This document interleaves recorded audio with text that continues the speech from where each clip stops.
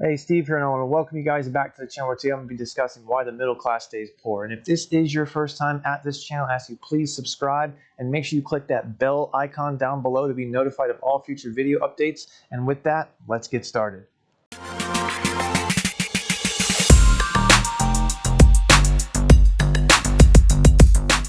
I want to start this video by stating that I know that right now in America, the rising cost of healthcare, housing, childcare, and even food plays a big part in the family's monthly struggles that they have with paying their bills. So the first thing I want to start with is financial literacy and bad money habits. You need to have a good financial literacy and understanding of how money works. You need to know that when I use my credit card, I have to pay that balance plus interest. And what is an interest rate and how does interest rates play a role into my credit cards every month? That is part of your financial literacy.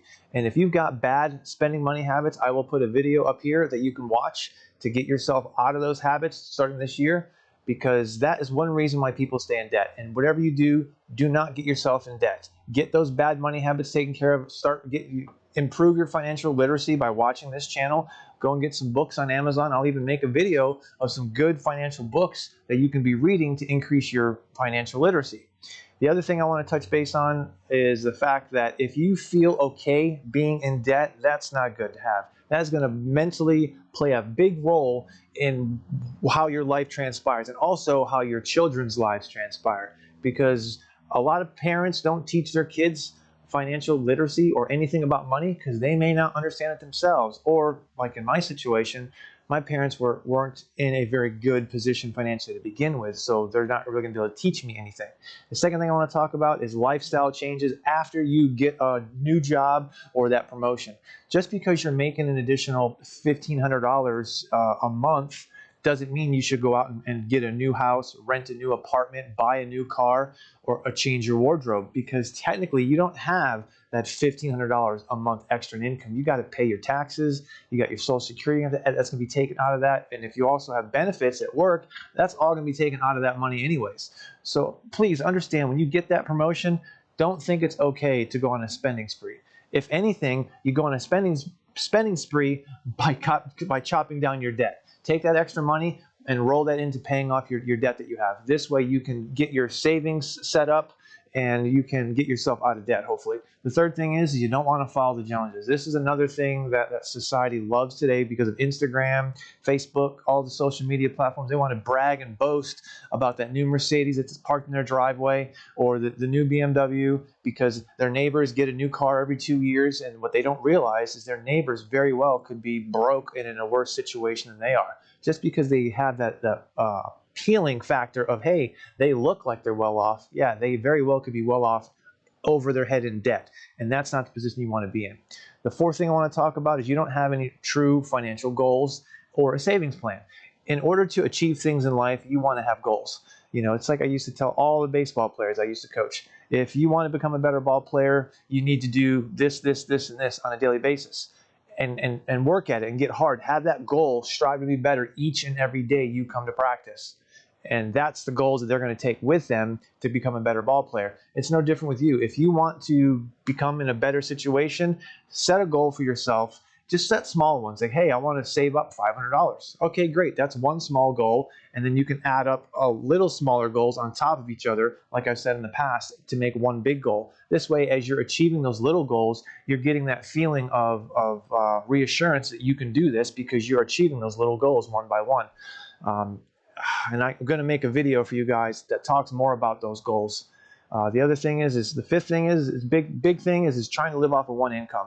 I understand it's not what it was, back in the day per se, 20, 30 years ago, where someone could live off of one income. Those days are long gone, unfortunately. So if you are trying to live off of one income, it's going to be time for that other partner, your husband, wife, whomever, to go out and maybe get a part-time job to try and help with the bills and help get you guys caught up. Because the last thing you want to do is try and live off of one income. Because nowadays, as I said at the beginning, with the cost of food, housing, childcare, everything going up, you got to have another income coming in. And the number 6 thing I want you to understand is stop buying more things. Your people in the middle class tend to buy more things and not assets. Things are things that don't make you money.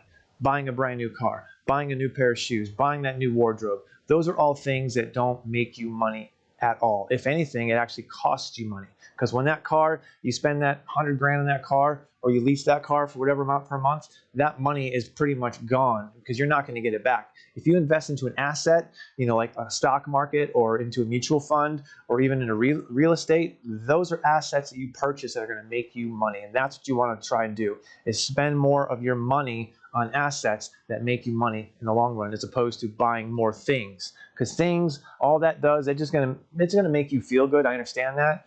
But that feeling is going to wear off over time. And when that feeling wears off, you may be prone to go buy something else because you want that feeling of that highness coming back.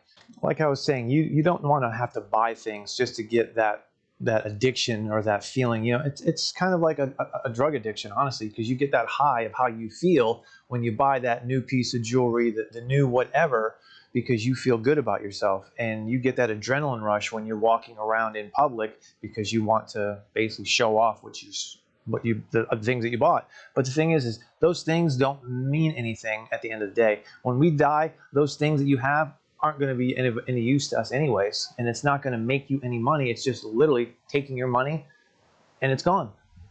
Speaking of money, I want to say number 7 is you're spending more money than you make. If you are spending more money each month than what you're bringing in, you're going to end up in debt. You're going to be in the poorhouse still. You're not going to be able to achieve your financial goals unless you start making some changes.